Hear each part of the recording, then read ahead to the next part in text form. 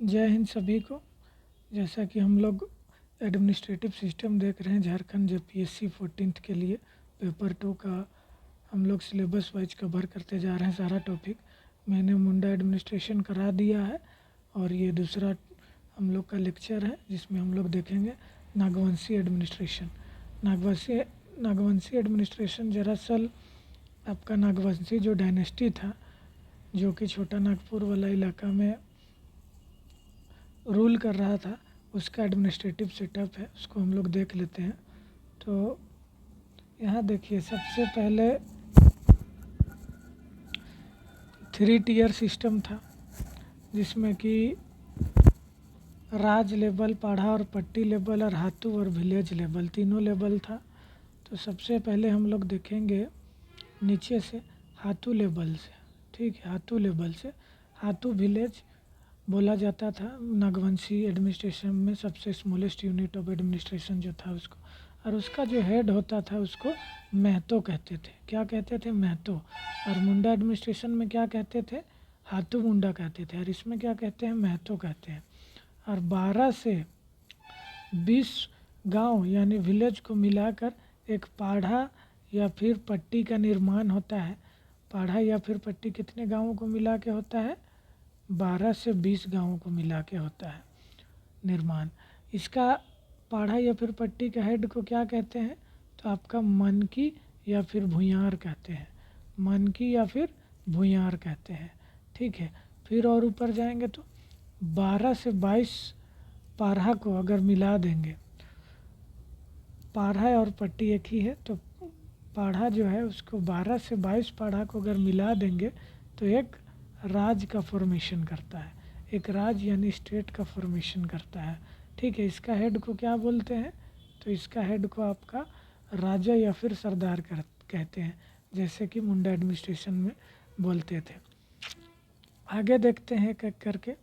तो सबसे smallest unit देखते हैं जो विलेज लेवल पर है उसको हाथू विलेज, ठीक है। तो इसका जो हेड है इसको महतो बोलते थे, ठीक है, बताया है। हेड ऑफ द विलेज होते थे, ऑल्सो कॉल्ड महत्तम। महत्तम भी इनको कहा जाता था, महतो को महत्तम भी कहा जाता था, ठीक है। दूसरे ऑफिशियल हैं हमारे भंडारी। भंडारी कौन होते थे? जो कि राजा के किंग जो होते थे उनके खेतों को कल्टीवेट करते थे, यानी उनके खेत पर खेती करते थे, उसको भंडारी बोलते थे। और फूड ग्रेन को स्टोर करते थे। क्या करते थे? फूड ग्रेन को स्टोर करते थे, ठीक है। अब फूड ग्रेन को स्टोर किया है तो उसको देखभाल करने के लिए भी कोई चाहिए, तो उसी का देखभाल करने के लिए एक और ऑफिशियल है जिसका नाम है भंडारिक। कंफ्यूज नहीं होना, भंडारी वो है जो राजा के खेत पर खेती करता है और स्टोर करता है जो भी ग्रेन्स होते हैं उसको, लेकिन भंडारिक वो होता है जो कि उस स्टोर किया हुआ ग्रेन को देखभाल करता है स्टोर हाउस में, ठीक है। There are about 22 to 23 official, 22 से 23 टोटल ऑफिशियल थे, लेकिन हम लोग को सबको नहीं देखना है, बहुत का जो है पता भी नहीं है और जो है वो उतना इम्पोर्टेंट नहीं है। जो इम्पोर्टेंट है उसको मैं बता दे रहा हूँ, बाकी एग्ज़ाम के लिए ऐसा कुछ इम्पोर्टेंट नहीं है। बाकी पाढ़ा लेवल पर देखते हैं। तो पाढ़ा लेवल पर हम लोग जैसे कि सबसे इम्पोर्टेंट जो ऑफिशियल थे भूयार थे, ठीक है। भूयार का चेंज फॉर्म ऑफ मानकी जो होता था ना मुंडा एडमिनिस्ट्रेशन में, मानकी या फिर पाढ़ा राजा होता था, उसी का चेंज फॉर्म है भूयार, ठीक है। इसका राइट क्या होता था? पॉलिटिकल राइट होता था और जुडिशियल राइट होता था। किसी को न्याय सुना सकता था, न्याय कर सकता था, लेकिन इकोनॉमिक राइट जो इसका था वो कर्टेल था, यानी कि इकोनॉमिक राइट को इसका हटा दिया था या कम कर दिया गया था, ठीक है। इकोनॉमिक राइट फिर किसको मिला? जागीरदार। नेक्स्ट ऑफिशियल हमारा कौन है? जागीरदार। Appoint to collect revenue in Mughal period. तो मुगल्स जब इंडिया में आए तो धीरे धीरे करके हर एक इलाके को अपने सुजरनिटी में लाने लगे, अपने कंट्रोल में। फिर जो भी उनके कंट्रोल में आता था उनको एनुअली ट्रिब्यूट यानी कि टैक्स देना पड़ता था।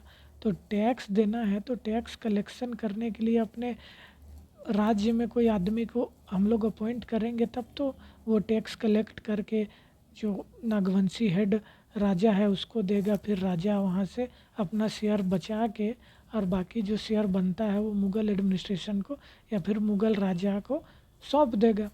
ठीक है, तो इसी के लिए जागीरदार का अपॉइंट किया गया जो कि रेवेन्यू कलेक्ट करता था। ठीक है, आगे देखते हैं पाहन। पाहन एज हम लोग की पहले भी मुंडा एडमिनिस्ट्रेशन में देख सके हैं कि ये रिलीजियस एक्टिविटी को देखते थे। किसको देखते थे? रिलीजियस एक्टिविटी को। रिलीजियस एक्टिविटी को organizing any kind of event, festival, sacrifices, feast, prasad etc बांटने का काम करते थे। ठीक है, आगे देखते हैं राज लेवल पर। तो राज लेवल पर राज एडमिनिस्ट्रेशन में हम लोग देखते हैं कि सबसे हाईएस्ट पोस्ट जो होता था वो कौन होता था? वो आपका राजा होता था। सबसे हाईएस्ट पोस्ट राजा होता था और इसके एसोसिएट ऑफिसर जो होते थे, जो इसका हेल्प करते थे, वो कौन होते थे? दीवान होते थे और पांडे होते थे। फिर कुंवर होते थे, लाल होते थे, ठाकुर होते थे। They are also called rajas, इनको भी राजा कहा जाता था। ठीक है, तो इन सब को हम लोगों ने पहले भी देख चुका है। दीवान क्या करते थे? सारा फाइनेंस से रिलेटेड मैटर देखते थे। पांडे आपका डॉक्यूमेंट से रिलेटेड सारा मैटर देखते थे। लाल जो होते थे वो एडवोकेट यानी कि लॉयर होते थे, वकील होते थे। ठीक है, ठाकुर कौन होते थे? एज ए मिनिस्टर करते थे और राजा के बहुत करीबी होते थे। ये जब दीवान एब्सेंस होता था तो दीवान के एब्सेंस में सारा काम देखते थे। ठीक है, दीवान है देखिए आगे एक्सप्लेन भी किया गया है। Head of finance Pandey use to spread verdict of पंच और पढ़ा। इनका एक और पावर है कि ये पढ़ा का जो भी वर्डिक्ट होता था यानी फैसला होता था उसको ओरली माने बोल के आम पब्लिक को सुनाते थे कि आज पढ़ा पंचायत में ये फैसला हुआ है, सभी लोग सुन ले कह के। ठीक है, आगे देखते हैं मुंडा पाहन महतो और Bhandari customs are believe to be adopt from और रिजल्ट ऑफ गुप्ता अम्पायर।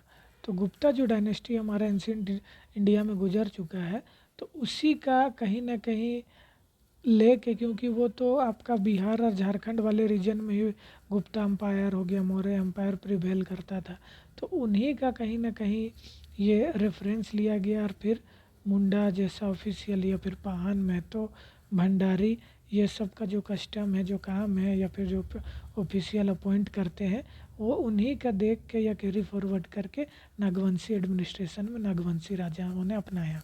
ठीक है, आगे देखते हैं नागवंशी डायनेस्टी के बारे में। 64 AD में इसका इस्टेब्लिशमेंट होता है। जे रीड एक हिस्टोरियन है उनके अनुसार। ठीक है, फाउंडर इसके कौन है? तो फनी मुकुट राय। फनी मुकुट राय जो है इनके नागवंशी डायनेस्टी के फाउंडर हैं और इनको आदि पुरुष के नाम से भी जाना जाता था। क्या नाम से जाना जाता था? आदि पुरुष के नाम से भी जाना जाता था।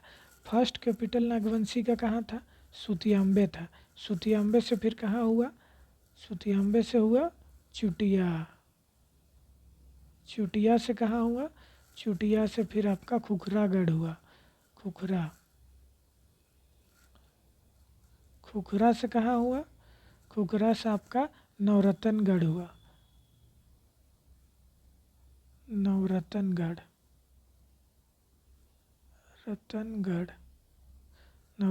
से कहाँ हुआ? पालकोट। ये सब गुमला में है, नवरत्नगढ़ और पालकोट। और पालकोट से कहाँ हुआ? जो लास्ट कैपिटल था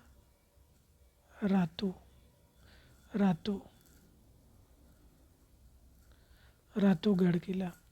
ठीक है, तो पहला कैपिटल याद रखेंगे सुतियाम्बे। जो रांची के लोग होंगे वो जानते होंगे सुतियाम्बे यहाँ से रांची से पतरातू जाने वाले रास्ते में पिठोरिया जो एक विलेज पड़ता है उसी के आसपास में ये सुतियाम्बे है जो कि नागवंशियों का पहला कैपिटल हुआ करता था।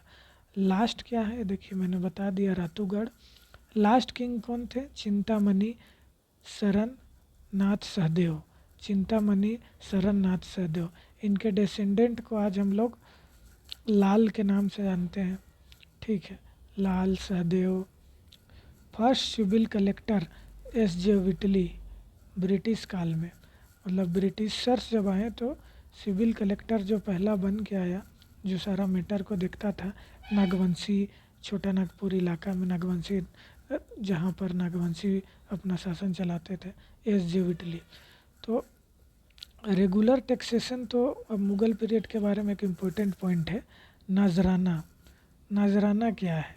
तो मुग़ल्स जब थे तो शुरू में वो ये ट्राइबल इलाका था झारखंड, तो उतना वो लोग ध्यान नहीं देते थे, इसलिए यहाँ पर रेगुलर टैक्सेशन का कोई प्रावधान नहीं था और वो लोग उतना ध्यान नहीं देते थे क्योंकि उतना इम्पोर्टेंट एरिया नहीं था। इसीलिए इर्रेगुलर टैक्सेशन का सिस्टम था, कभी दिया कभी नहीं दिया, राजा बदला या फिर कोई बिहार प्रोविंस, बंगाल प्रोविंस का अगर गवर्नर बदल रहा है तो ये लोग नहीं दे रहे हैं टैक्स, फिर कोई आया दबाव डाला तो फिर टैक्स दे रहे हैं। तो ये जो इर्रेगुलर सिस्टम ऑफ टैक्सेशन था उसको नजराना के नाम से जाना जाता है। क्या नाम से जाना जाता है? नजराना के नाम से जाना जाता है। तो आई होप आपको मेरा ये वीडियो पसंद आया होगा नागवंशी एडमिनिस्ट्रेशन में। तो वीडियो अगर पसंद आया है तो वीडियो को लाइक कीजिए और मेरे चैनल को सब्सक्राइब कीजिए। Thank you.